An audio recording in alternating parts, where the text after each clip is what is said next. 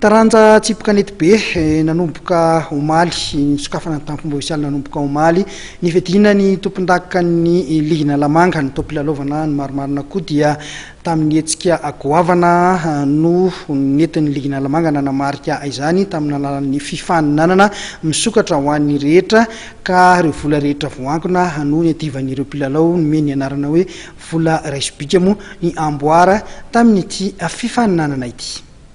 Tratra ny tanjona ho an'ny ligina nalamanga taranja tsipoka nety be tamin'ny hetsika nokarakarainy teny Mahamasina tamin'ity farany herinandro ity mba hoentina manokatra amin'ny fomba ofisialy ny tompilalaovana fitendrefana sy arivo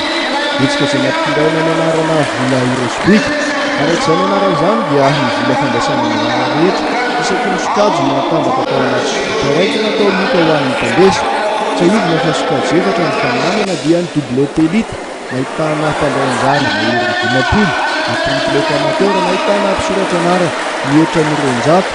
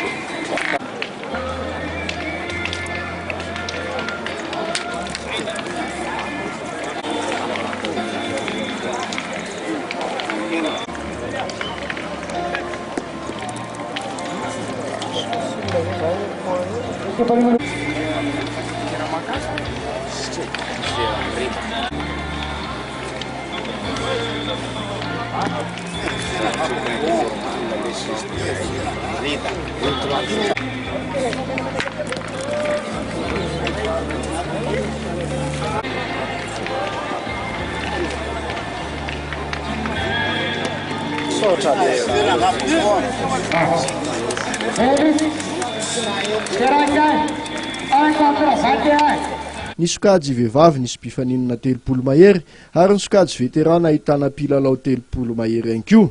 Ny sabotsy maraina tetsay mikanja amin'ny tafin'ny Mahamasina moa nanaovana ny fanokafana tamin'ny fomba ofisialy ny fifaninanana ary koatra ireo mpikambana ao amin'ny ligina nalamanga dia tonga nanotrana sy nanome voninahitra ity fanokafana ity ihany koa ny lolo Madagasikara Bertin Randriamiango sy ny lehibe amin'ny faritra Nalamanga Ndrano Torakotonanahary.